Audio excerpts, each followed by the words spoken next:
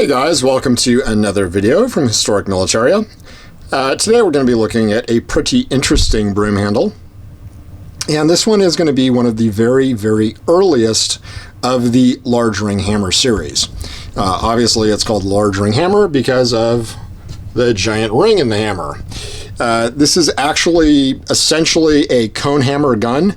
Everything else about it is complete typical Conehammer, even down to your Conehammer trigger, your lower Conehammer type assembly here, your Conehammer grips, just everything. If you put a Conehammer on this gun, they'd be indistinguishable. But as I have said in previous videos, right around 12,000 Mausers started coming out with the large ring hammer variant of these guns, and they interspersed it with the end of Conehammer production, sort of as they used up parts. They would use up Conehammer parts, they'd make some Conehammers, then they'd make large ring hammers, and it is sort of until about 15,000. You had this mix coming out of the Mauser factory, and this is one of the early large ring hammers. So this gun is pretty standard. As I said, it's going to be the same as your typical Conehammer.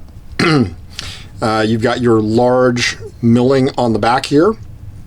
Everything is going to be very nicely milled, just a very pretty commercial grade gun, really high polished blue of the rust blue. And this gun was probably made in about 1899 at the latest. This is actually a British gun, so it went to England, and it's got Birmingham proofs right here. And it's got something that has actually been lined out at the time of use. And I'm not really sure what that says, but I do believe it's an old Birmingham proof mark, one of the ones that would say X amount of tons at, or square inch pressure at X amount of tons, or whatever that would say. Yeah, it would be X amount of tons per square inch is the way it would read. And for some reason that's been lined out.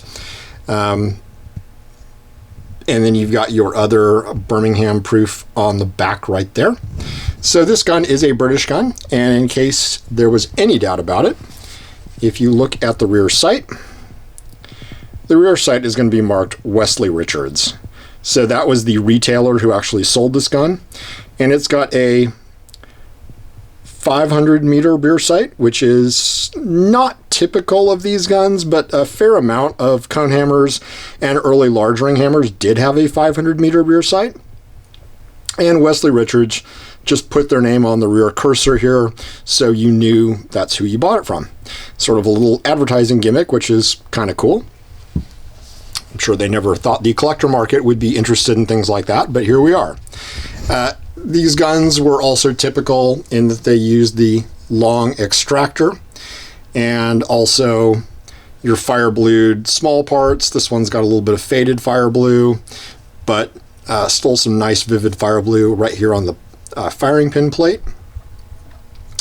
You've got your standard Mauser chamber markings, your proof right here for your Ulm German proof house. Flip this one over.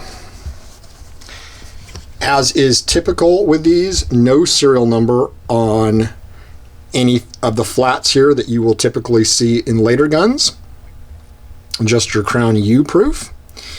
And your safety is the old style safety. And then your serial numbers are going to be here, and then repeated at least the last 4 on the hammer here.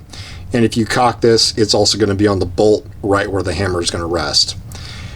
This one is in the 13,000 serial number range, so right there at the beginning of large ring hammer production. Just thought you'd like to take a look at a pretty interesting gun that has not seen a lot of service, was pretty well cared for, that would have been typical of a British gun that would have been used by a British officer, certainly in some of the British colonial adventures. Definitely a lot of these went to Africa, and certainly Winston Churchill's did, and a lot of these also went to the Boer War and were used there. A lot actually ended up in South Africa as well. The Boers certainly used them too. But thanks for watching. If you have one of these, I'd love to know about it. Always remember to drop it in the comments, like and subscribe, and thanks again for watching.